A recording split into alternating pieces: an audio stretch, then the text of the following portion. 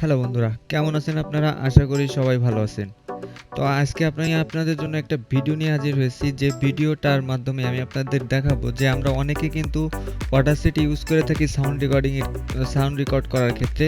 অনেক সময় আমাদের দেখা যায় কি Audacity ওপেন করার সময় আমাদেরকে এরকমের একটা এরর মেসেজ দেয়, যে এরর মেসেজটা এখানে বলা হয় API MS Win CRT runtime on DL বাগেরা যাই হোক, ডিএল ফাইলটা মিসিং আছে। তো সেক্ষেত্রে আমাদের কিন্তু অডাসিটিটা ওপেন হয় না।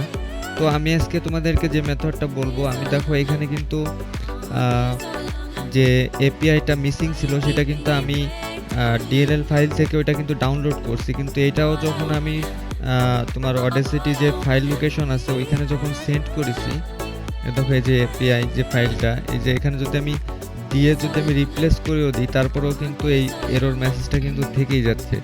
তো এর একটা ছোট্ট একটা কারণ আছে, যেটা সমাধান করলে তোমাদের কিন্তু এই প্রবলেমটা পুরোপুরি সলভ হয়ে যাবে। তো বন্ধুরা, চলো ভিডিও শুরু করি।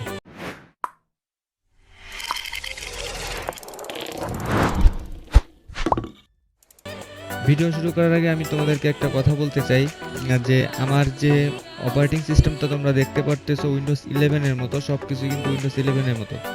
তো তোমরা যদি এরকমের যদি তোমাদের অপারেটিং সিস্টেমটাকে উইন্ডোজ 11-এর মতো করতে চাও, উইন্ডোজ ইনস্টল না করে, দেখো আমি কিন্তু উইন্ডোজ 7 ইউজ করতেছি, বাট আমার অপারেটিং সিস্টেমের পুরো থিমটা কিন্তু উইন্ডোজ 11-এর। তো এটা কিভাবে করবা সেই জন্য আমি ডিসক্রিপশনে একটা ভিডিও লিঙ্ক দিয়ে দেবো। তোমরা যদি এরকম উইন্ডোজ 11-এর যে থিমটা আছে সেটা যদি ইনস্টল করতে চাও, ওইখান থেকে যে জাস্ট ইনস্টল করে নিতে পারো। তো বন্ধুরা, চলো ভিডিও শুরু করি। প্রথমে তোমরা তোমাদের কাঙ্ক্ষিত ক্রোম ব্রাউজারটা ওপেন করবে এবং মাইক্রোসফটের যে সিসি ফাইলগুলো ইনস্টল করে, ভার্চুয়াল C++ ইনস্টল করে এখানে আসতে হবে। তো এখানে আসার জন্য তোমাদের কষ্ট করতে হবে না, জাস্ট ডিসক্রিপশনে লিঙ্ক দেওয়া থাকবে, ওখানে ক্লিক করে তোমরা কিন্তু এই পেজটাকে ওপেন করতে পারবা, ঠিক আছে? তো এখান থেকে জাস্ট এই যে ডাউনলোড লেখা যে অপশনটা আছে এখানে তোমাদেরকে ক্লিক করতে হবে।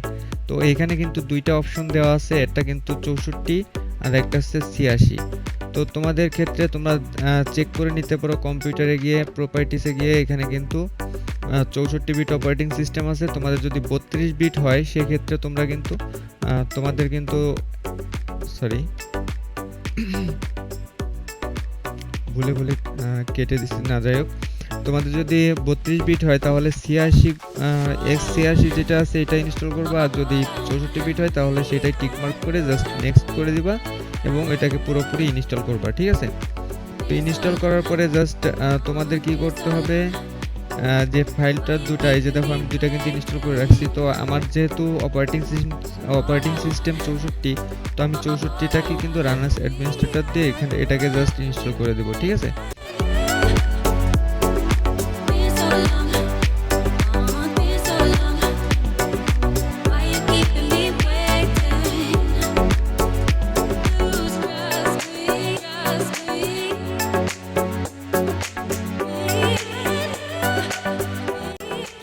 তো বন্ধুরা, তোমরা কিন্তু দেখতে পাচ্ছ যে মাইক্রোসফটের যে CC15 যেটা আছে সেটা কিন্তু ইনস্টল হয়ে গেছে, সেটআপ সাকসেসফুল হয়ে গেছে। এখন যদি আমি এটাকে ওপেন করার চেষ্টা করে দেখি ওপেন হয় কিনা, তো এখানে কিন্তু এরর এখনো দিচ্ছে না, তার মানে আমি এটাকে ওপেন করতে পারবো বা এটা ওপেন হবে। জাস্ট কিছুক্ষণ ওয়েট করি।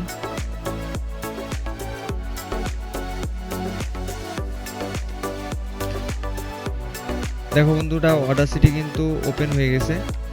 আমি এটাকে ক্লোজ করে দিই, আপাতত আপডেটের দরকার নেই। তোমরা দেখতে পাচ্ছ বন্ধুরা, অডাসিটি কিন্তু ওপেন হয়ে গেছে।